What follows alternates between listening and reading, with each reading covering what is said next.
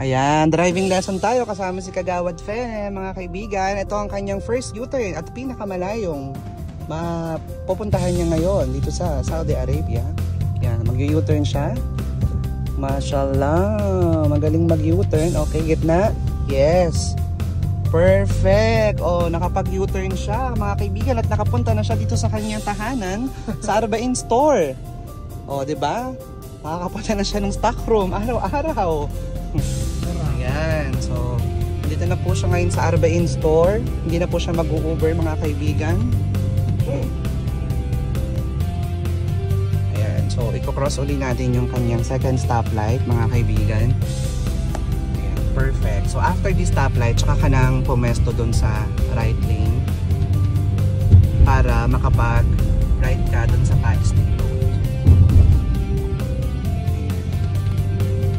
Yeah, diba, minsan iba 3 seconds lang, ganyan. So mag-i-stop ka dito. Minsan may police dito actually na may make sure. So ayan nakalagay dyan, diba? Yan, stop before turning right, diba? So stop ka muna saglit. Ayan, okay na siguro yung 3 seconds. Okay, sige. Pwede tayong dahan-dahan kang pumunta dito at mag-right. Shwaya-shwaya kasi makakasalubong sila. Medyo pihit mo ng konti kasi baka kainin mo yung middle lane. Yan. Tapos, yes. Perfect. Now, pag may chance kang pumunta sa pinaka-last na lane kasi mag-merge tayo rin sa bridge, diba? Kung may chance ka na, mag-signal ka na, tapos pwesto. Ayan. Dito dalawang exit. Mas magandang merge ka na sa first exit kasi doon medyo alanganin na sa susunod eh. So yan, diba nakita mo yung kaputing kotse? Pwede na ako dyan. Oo, pero syempre check muna yung nasa mga gusto ring lumabas galing sa loob. Ayan, so check mo kung may chance ka, go, pasok sa loob. Ayan, ang galing niya. Oh, dito ka muna, tapos pag may chance ka uli, punta ka na sa middle lane para safe ka na sa yung safe zone. Perfect. Oh, maharurot na po siya, mga kaibigan. Oh, patay ng signal. Ayan. Oh. Diyos ko, makaka-uwi na tayo, mga kaibigan. Naman. Diba? So magkulat kayo, papunta to sa stock room ng alas 6 ng umaga para wala pang tao sa kalsada. Yun yung duty niya, breakfast. Para sarili ko yung lane. O, diba? Sa'yo lang yung lane. O, tingnan mo ngayon walang kotse, o. Uuwi ako ng madaling araw. Ang duty niya po, mga kaibigan, 6 AM to 6 AM. Mga si Consi ay talaga namang kinakarir ang kanyang itong ang famous Albaik, mga kaibigan. Kinakarir ang kanyang unang U-turn sa ilalim ng tulay. Dadaan tayo ngayon dito sa Khalid bin Walid Street dahil ito ang pinaka basic na daanan pauwi sa bahay. Komplikado. So, makaka-uwi na siya, mga kaibigan. At makaka-uwi na rin ako ng buhay. Ayan, ngayon naman, mga Cubs, punta naman tayo sa Balad. Ayan. Balad. Perfect. Perfect. Oh, tali. Marunong na siya, mga kaibigan, makakapagbalad na siya mag-isa.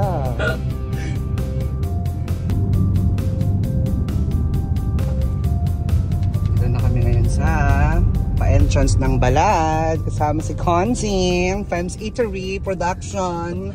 Dahil bibili siya ng pang-lomi. Yes, for tonight's video, magluluto siya ng lomi, Bicol Express, spaghetti, and adobo salatik. Yan po ang ating Old Balad, pero andun talaga yung Old Balad sa likod. Magagandang old structure. Actually, ito ay UNESCO Heritage awardee. So pasok na kami ngayon sa Balad, mga kaibigan. Ito na ang ating magpa-park na siya ngayon. Every Friday libre ang parking dito sa Balad and some areas dito sa Jeddah. So dahil Friday ngayon, pakapag free parking tayo.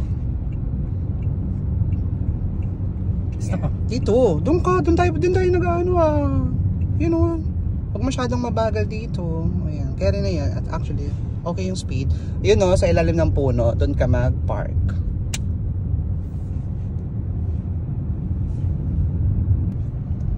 Ayan, diyan ka magpa-park sa ilalim ng puno. Dalawa yung space. Diyos ko, hindi ka na mahirapan. Doon ka na mag-park sa likod ni kuya. Diretso na. Or in out na lang. Atras abante ka na lang. Ayusin mo lang yung lane mo.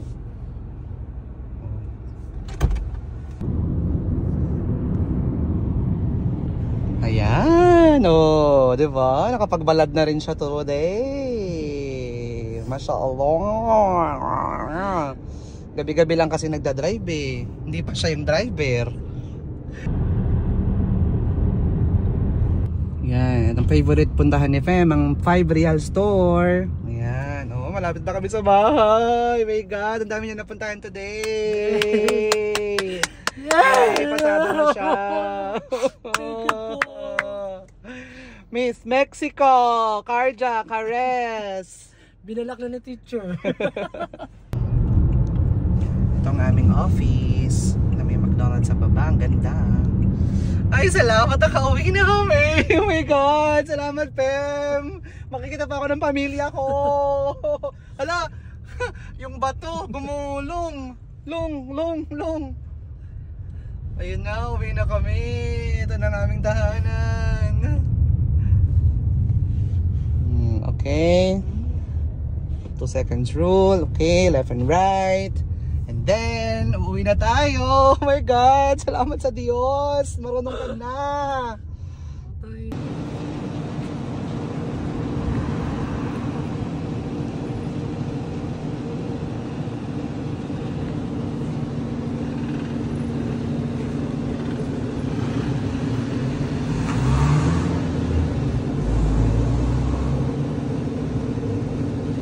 Mali!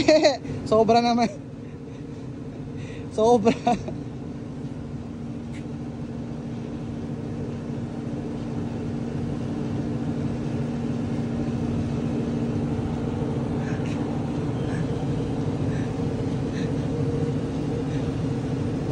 May iba siyang diskarte kung paano mag-park.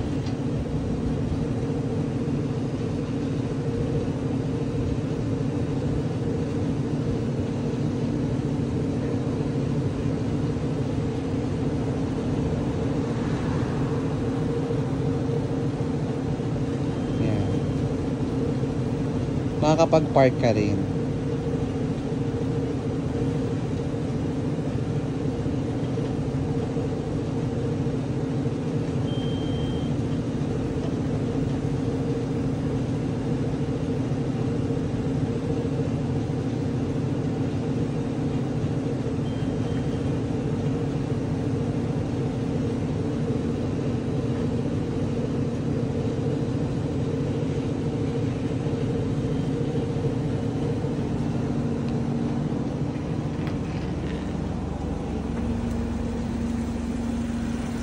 Sige!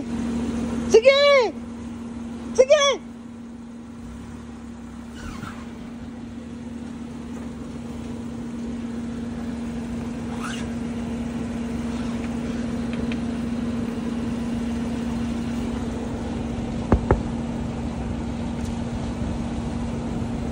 Sige, ibuelo mo ng konti lang. Atras ka ng konti. Atras ka lang ng konti. Yup. Sige pa. Up. Sige pa. Up. Oh, balik mo ulit dito.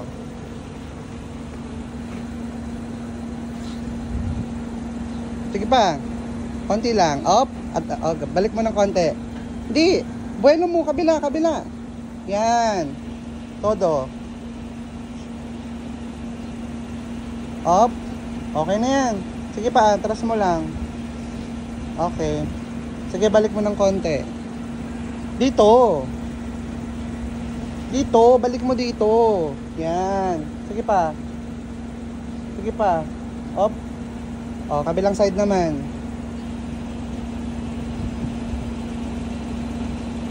Uy, atras.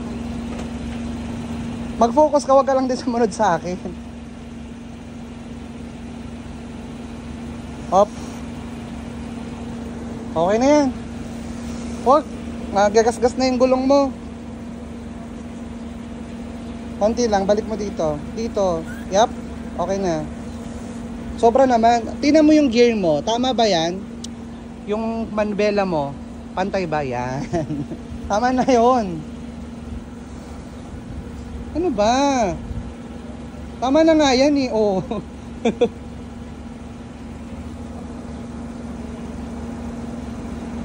Tama na. Park na. Tingnan mo pa nagagawa mo sa video.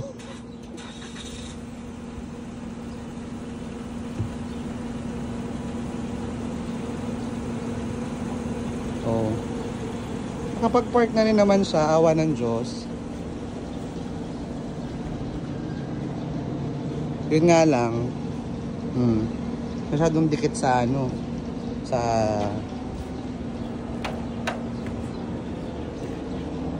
Ano namang masasabi mo sa iyong tour?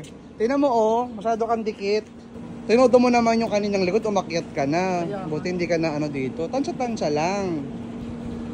Kamusta naman po ang experience nyo? Ito nga yung unang ano ko sa unang school, international school, parallel. Bumagsak ako doon kasi hindi ko nga nagawa. Ngayon nagawa ko, dumikit naman ng gulong sa dala. Well, sa pamilya ko sa Pinas, makakabili na tayo ng kotse. Tricycle muna.